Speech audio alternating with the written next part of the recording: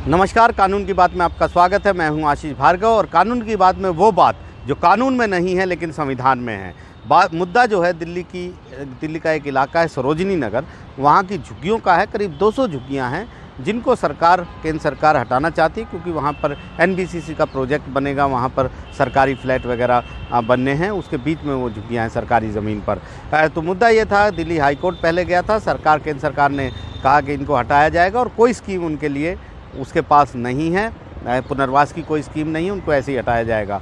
तो Delhi high court ने सोमवार यानी आज तक का वक्त दिया था यथास्थिति बरकरार रखने का और स्टे हटा दिया था। तो काफ़ी मुश्किल घड़ी थी। विकास सिंह जो वरिष्ठ वकील हैं वो सुप्रीम कोर्ट पहुंचे थे शुक्रवार को और उन्होंने मांग की थी चीफ जस्टिस से कि जल्द से जल्द इस मामले की सुनवाई हो। तो आज ही वो सुनवाई के लिए रखा गया था और जस्टिस के.एम. जोसेफ और जस्टिस ऋषिकेश रॉय की बेंच इस मामले की सुनवाई कर रही थी।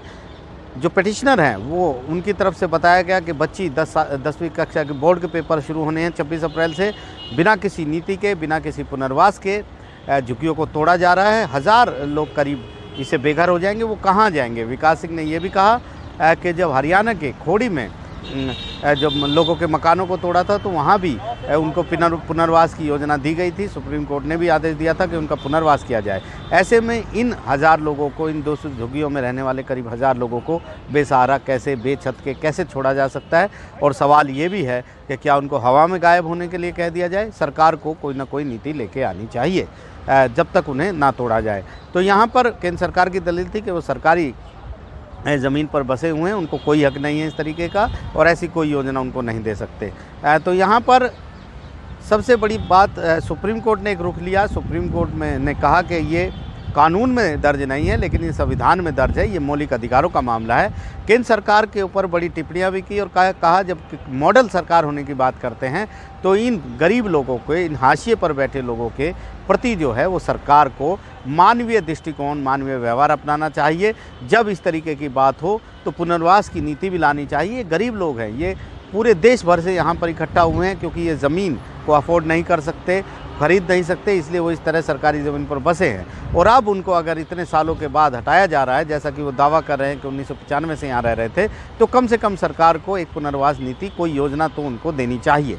हालांकि सरकार इससे इत्तेफाक नहीं रखती थी। सरकार का कहना था कि इस तरह की कोई सुविधा उनको नहीं दी जा सकती, लेकिन सुप्रीम कोर्ट का यही रुख था। पीठ ने फिर कहा, बार बार कहा कि कानून में जो आप दिखा रहे हैं उसमें वो दर्ज नहीं है, लेकिन ये संवैधानिक अधिकारों का मुद्दा है, ये मौलिक अधिकारों का मुद्दा है और सरकार को हमेशा जो कानून है उसी पर नहीं जाना चाहिए, मानवीय दृष्टिकोण से भी सोचना चाहिए, इन गरीब लोगों के बारे में सोचना चाहिए।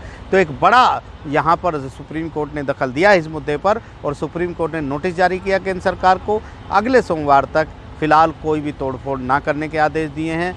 नो कोर्सिव एक्शन यानी कोई कठोर कार्रवाई वहाँ पर नहीं होगी। 2 मई यानी अगले सोमवार को एक बार फिर इस मुद्दे पर सुनवाई होगी और सुप्रीम कोर्ट ने साफ कर दिया है और इशारा किया है केंद्र सरकार को कि इन बेघर, इन जो लाचार हैं, जो गरीब लोग हैं झुग्गी वाले, सिर्फ इनको इसलिए नहीं हटा देना चाहिए कि वहाँ पर ये गलत तरीके से बसे हैं, लेकिन इतने साल यहाँ रहने के बाद कम से कम सरकार को उनके प्रति मानवीय दृष्टिकोण अपनाना चाहिए, कोई स्कीम लेकर आनी चाहिए। सुप्रीम कोर्ट ने कई सारे ऐसे मामले सुप्रीम कोर्ट में पहले से भी पेंडिंग हैं जहाँ पर रेलवे की ज़मीन का मुद्दा खास तौर पर है, जहाँ पर झुग्गियाँ बसी हैं क्योंकि रेलवे की ऐसी कोई स्कीम नहीं थी। और सुप्रीम कोर्ट ने कई आदेश भी जारी किए हैं और कहा है केंद्र सरकार के ऊपर दबाव भी बनाया कि ऐसी कोई न कोई नीति ज़रूर होनी चाहिए जिससे ऐसे लोगों को पुनर्वास की सुविधा सरकार दे सके। लिहाजा कोर्ट कचहरी में सरकारें आती हैं, बातें करती हैं, योजना बनने में बहुत साल लगते हैं, सुप्रीम कोर्ट के आदेश के अनुपालन में बहुत साल लगते हैं, उनको इम्प्लीमेंट में, लागू करने में बहुत साल लगते हैं। लेकिन सुप्रीम कोर्ट ने एक बार फिर साफ किया है